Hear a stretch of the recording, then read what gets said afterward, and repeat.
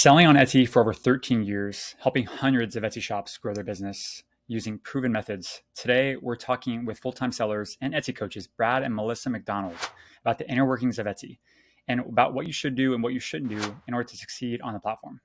Let's dive in now and jump right into it.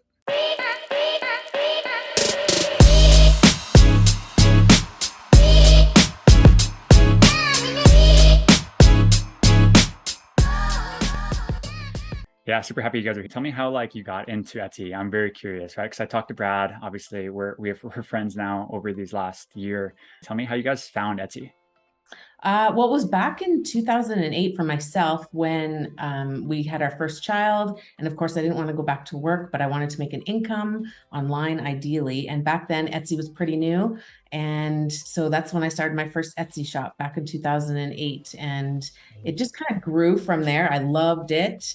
And, I started in the jewelry industry and then expanded from there. That's kind of how I first started kind of dipping my toes into it. And he would watch from behind the scenes. Sure. Yeah. It probably starts out like a little bit of it's a hobby at first and it'd be cool if I sold some things, but it didn't really work out like that for you guys though, right? Like something was a little bit different. How did it work? Like you started a jewelry shop, right? And then tell us a little bit about the success. Like if you don't have to share numbers, but give us an idea of how the numbers went. Right. So yeah, back then it started out slow, but then I started to get so busy and really enjoy what I was doing. So I thought, oh, if I could, because as a lot of creative people are, they're interested in a whole bunch of different things, not just one type of creativity usually. So we started with jewelry, kept doing that. And then I expanded into some sewing shops on Etsy, like baby carriers, because that's the mode I was in at the time. And they just, it was a struggle at first to try and figure out how to balance it all and and Etsy was very different back then too, right? 2008, that's a while ago. So, and then it just kind of grew from there. And then our friends started asking, oh, what are you guys doing? Can you help me set up my Etsy shop? So that kind of started, that was up until 2015 pretty much, right? Yeah, that's when I kind of got in the action. Until then, I didn't really take it that seriously until I started to see the revenues that she was bringing in. It's like, oh, what's going on here?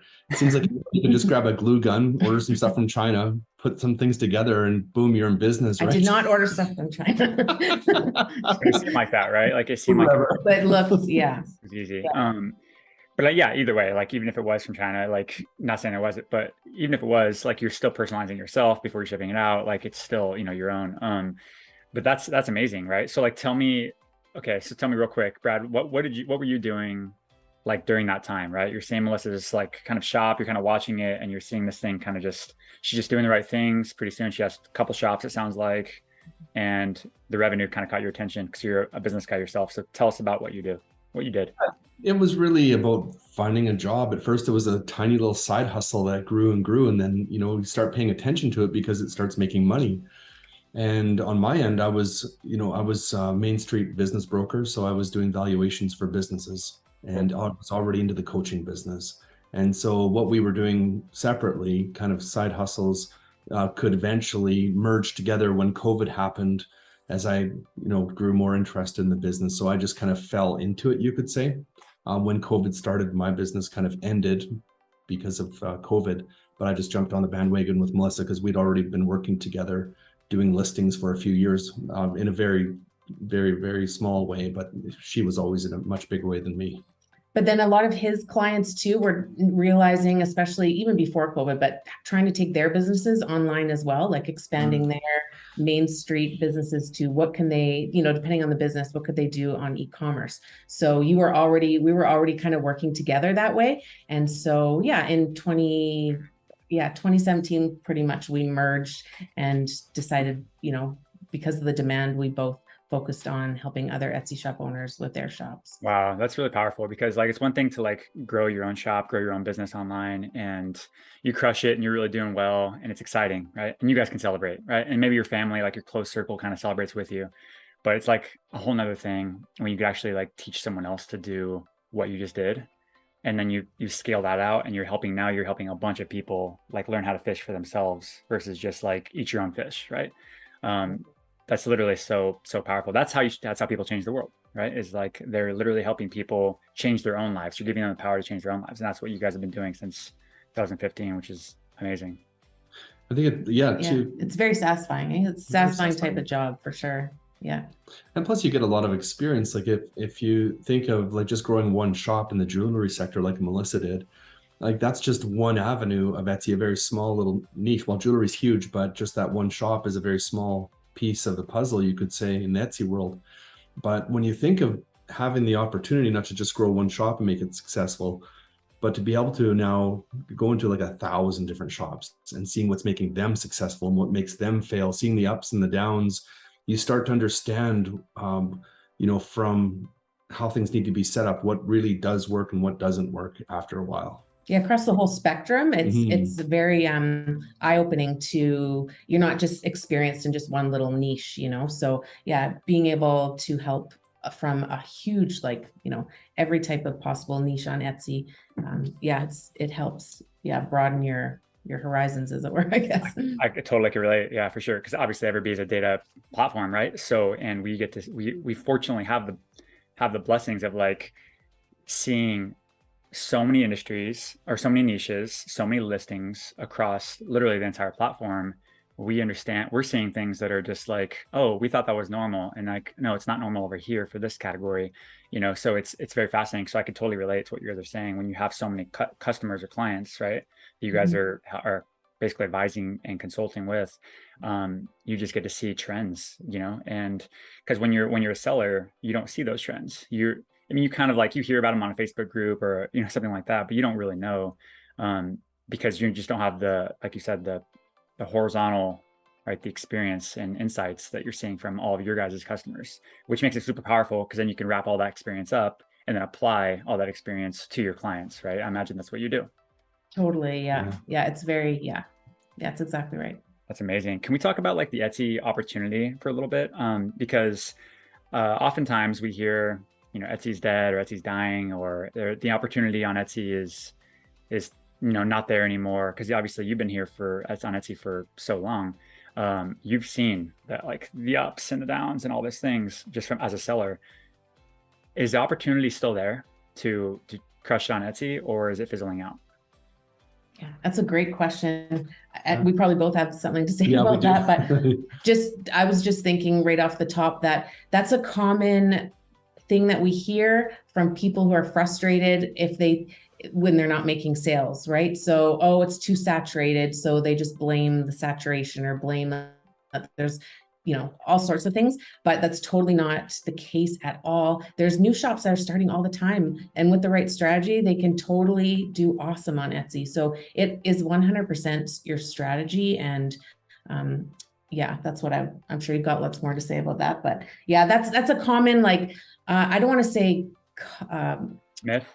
Yeah, it's a common myth. Yeah, but stats show otherwise. Yeah, I'll even talk about like a shop just as an example that we've been meeting with anyways in the last month, and called Goldova on Etsy, just as an example. They almost overnight became one of the best sellers for a jewelry shop. And I think that's kind of incredible. How can a jewelry shop in our day and age be relevant? And so I think that really speaks to, kind of an answer to your question. Is it possible?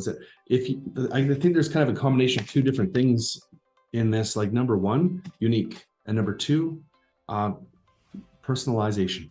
If those things are combined in the right way, very thoughtfully, then yes, there's a ton of room, even for t-shirts and drop shipping and the whole gambit. And even the digital world, there's a ton.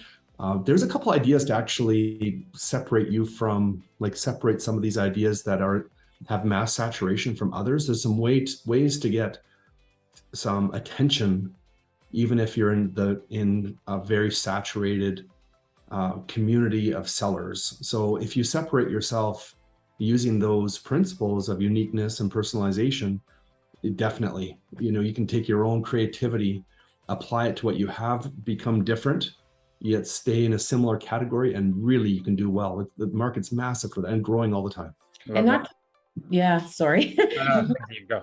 Yeah, I was just thinking, not just that is, of course, there's that, but there's also ways, like there's legitimate ways, like with Everbee, there's ways to actually do the research and figure out what is going to work. What are people looking for? So it's not just guessing, but there's a total number strategy that you can base your decisions on, how you're going to guide whatever niche you're in. Yeah. I got a hack for Everbee, by the way, if you want to hear it. Yeah, please. Before you do that, like it's cool to like hear that. And because now that we have Everbee, right, that we've been in the market for about a year and a half at this recording, we're seeing different strategies that are being used, and it was different than our strategy, right? My initial strategy. So it's so cool and it's so exciting for me to see this. People are using different things. So anyway, yeah, please share your strategy for everybody here and for myself selfishly. Yeah, I think one of the errors these days is going on previous Etsy experience to create new ideas. I think that idea right there is a losing idea. Things have changed so much. But as an example, the number one way that we're doing product research now is using Everbee. The number one way is the tool that has been designed where you can put in any kind of keyword for something, any product for sale. It'll give you the average pricing across the board for that price. So that allows you in a unique way to be able to think to yourself, what can I provide for people that would like to purchase? And where do I want my price point to be, first of all? I think that's like the number one thing that should be done, is using that tool to start off with your goals. And so make your income goal, first of all, say, 6 months, stretch it out.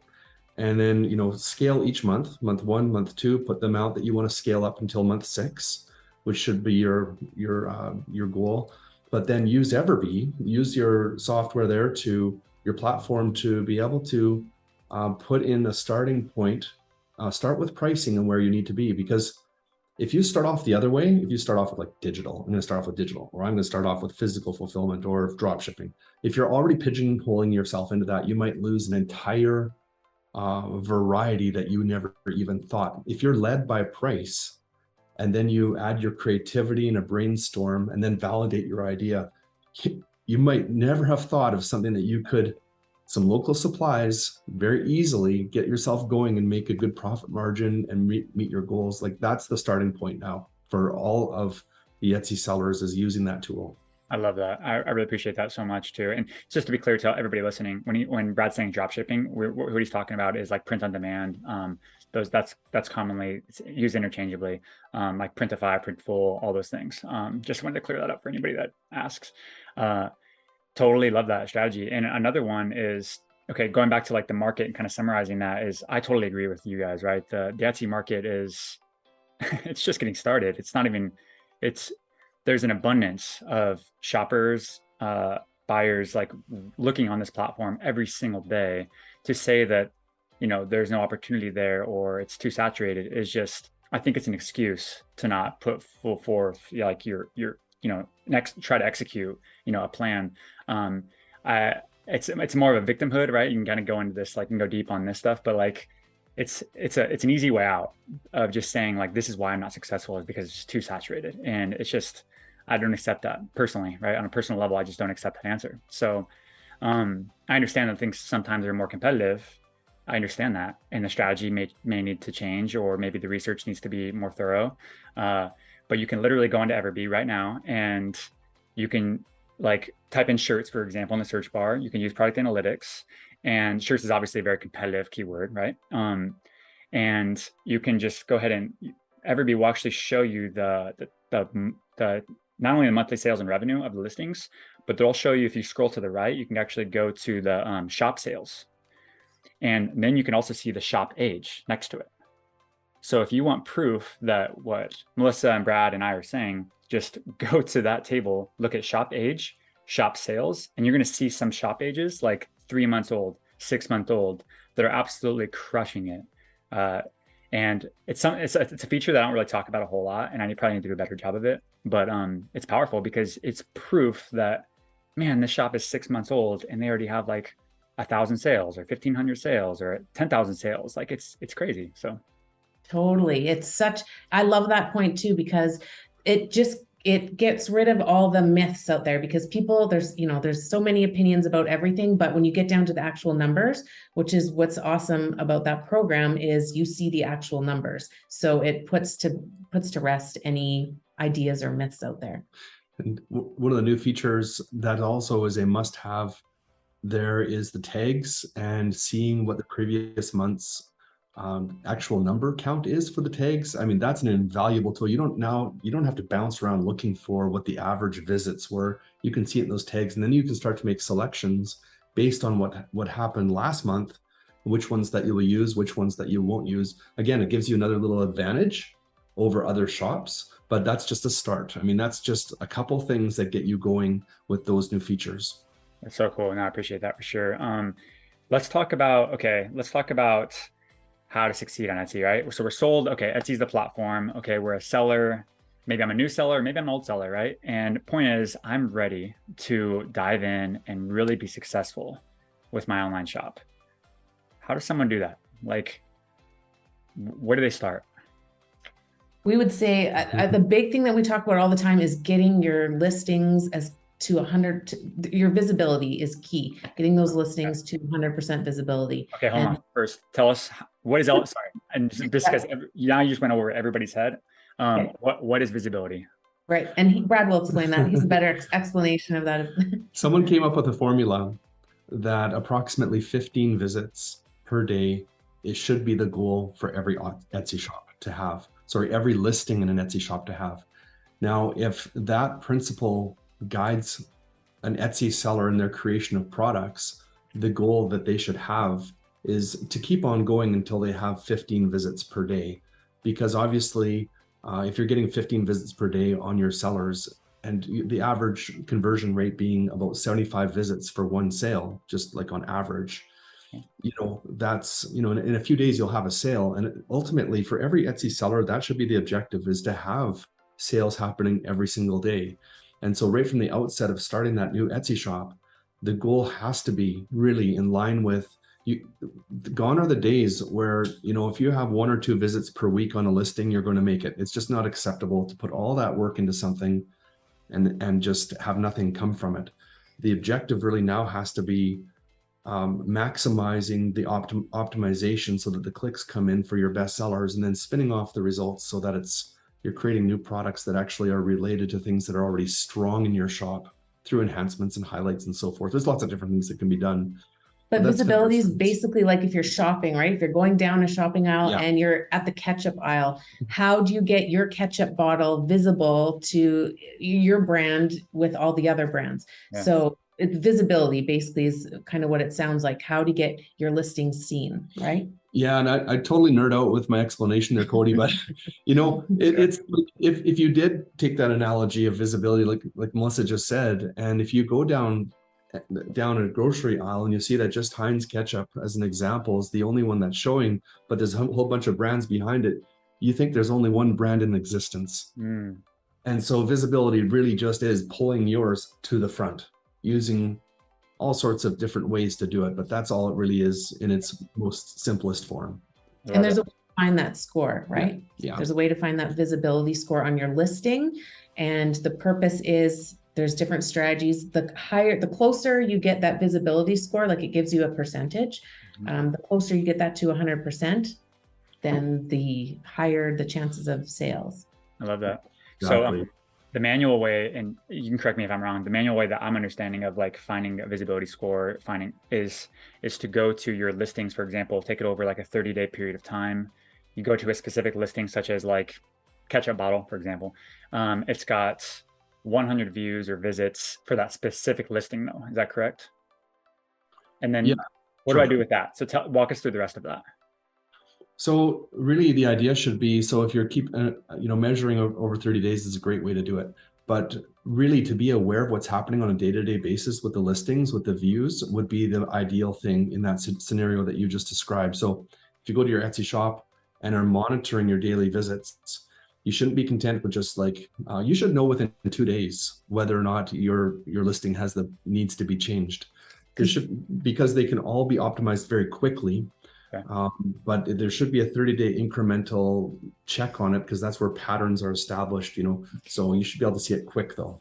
Your goals for each of your listings should be, when you look at them, you can easily find this in your stats pages, right, of your Etsy shop. You want to have at least 15 views or a day on that listing. That would be 100% visibility. Yeah. Break it down. To be clear for everybody real quick, sorry to interject. To be clear is the visits, what Brad is saying, like in the top, right? In the top visits, that's not what we're necessarily talking about. We're more talking about the listing specific visits, correct? The views or whatever Etsy calls them today. Sometimes they change them. Yeah. So just go from the date when it was published and then take your total visits and divide by how many days it's been, since it's been created. And just take 15, how close are you getting? 1 a day, 2 a day? Your goal should be to get up to that 15 and then just leave it. You can go much higher, of course, but you also need, another idea there too, is to establish a minimum of acceptable visibility for your listing. And so you want it to be 100%, but there's going to be ebbs and flows of other listings that don't reach that very quickly. So you should also have a minimum standard. And if you don't reach a minimum standard of at least 3 visits per day, after you optimize it up, then you should get rid of it. If it's not meeting like a quarter of a visit per day, you try everything that you've done, like every possible top to bottom Etsy strategy that you can possibly do, and it's still getting like 0.25 clicks per day, it's time to set it free and move on to the idea, So basically the main goal, to summarize this visibility score thing, is the main goal is to have, if you have like a bunch of listings in your shop, the main goal is to get 15 views or visits to that listing every single day. And that's the main goal, right? 15 or more, by the way, right? Of course, things can be 150 a day if it takes off and runs, which does happen, and that's great. But the main goal that you guys basically coach people to do is, how do you optimize these things to get as close to 15 as possible per day? That's how somebody builds a sustainable Etsy shop. Is that correct? Yeah, and I'm not sure if this is the time to throw it in here, Cody, but somebody has to be really careful the strategy that they go for those visits. It should be organic. I see. And there's a lot of different little things that people are using these days to get their visits up. And those ideas, if you're ever caught with those ideas, Etsy would shut them down. A couple real precautions to take. Here's one just from yesterday, in fact. Okay. Somebody hired someone on a different platform, a freelancer, and they use bots to give them more visits. Etsy caught them, shut them down immediately. And so, other people will use forums to gather for likes and to get visits, but they're empty clicks. They have no value. And so be very, just organic is what you want. You want to optimize them for the organic audience. And once that's done, that's the true kind of people that are looking. That's what you want. You don't want any gimmicks, nothing fake, like the real deal. Gotcha. And so obviously when people say, or when you say organic, that's like somebody typing in shirts, right? Shirts for mom or something like that. And you're showing up in the search somewhere, search for mom. Now, what about paid ads? So the strategy for that too, right? Yes. We'll try not to geek out on the numbers. That's what I do. Yeah. Well, generally, there's right. definitely a strategy for that. And it all has to do with what's going on in your shop. So what may work right now with another t-shirt shop may be totally the wrong strategy for you in your shop. So that's why we're big on, what's going on the back end. There's a lot of factors involved. It's not simple as just throw on your Etsy ads and you'll be good. Right? Yeah, and it would be of course, we're okay with Etsy ads, but there's a point of reasonableness where you should say to yourself, is it really paying off? Don't spend Etsy ads, number one, first of all, if you don't have a budget for it. If you have no budget, in what you're going to sell, there's no budget for advertising, there needs to be a limit on what you'll spend. And if you go over that spend and you're giving your stuff away for free, is it really worth it? So there has to be some reasonable expectations made from advertising. And so we generally don't we encourage one little baby step at a time with Etsy ads. So can I give you an example of how that might work, Cody? Yeah, please. So it would be number one, the first step would be to optimize the listings with organic. As soon as that's proven, then turn on the Etsy ads for the ones that are at the top only, not everything, just the ones that are doing well in your Etsy shop, and put it at $1 a day. Test those out for a couple of weeks, see what's getting the traction, parse out the ones that aren't getting any traction, only leave the ones that are getting something, and then up your value. there will be a limit that Etsy will put you at. Mhm. But even if you set it really high, like at $500, if they give you that kind of budget, they might only spend 50. Sure. So don't worry too much about that. As long as it's converting, keep on putting it up. Yep, I totally love that. And because business is numbers at the end of the day.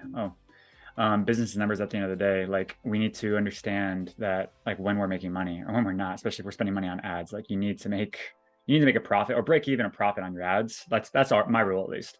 Everybody has their own rules, and that's okay. You could maybe have a loss leader or something like that. But my thought on Etsy ads is break even or profit on your ads. And you need to measure those things, on a given time frame. My recommendation is usually 7 days or 30 days out, like at a time, and then make adjustments. But I'm sure we can talk about all the strategies all day, but like, how do you guys help people? Like, maybe talk about that a little bit. Like, if someone realizes, okay, I have an Etsy shop and I can do this stuff myself and kind of figure this out, of course. And you could do that. Everybody can do that. We believe in that.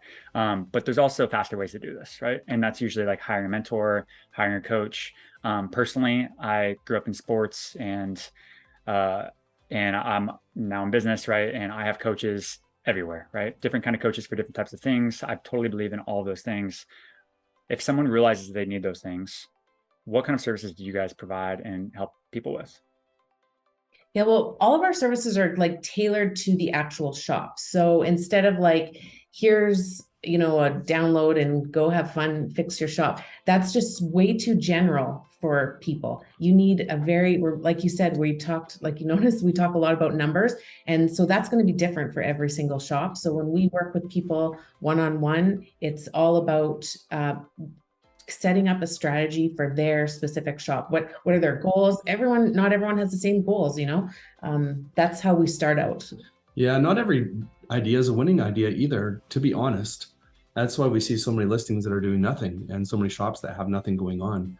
So the last thing that a creator wants to do is miss out on a piece of the action.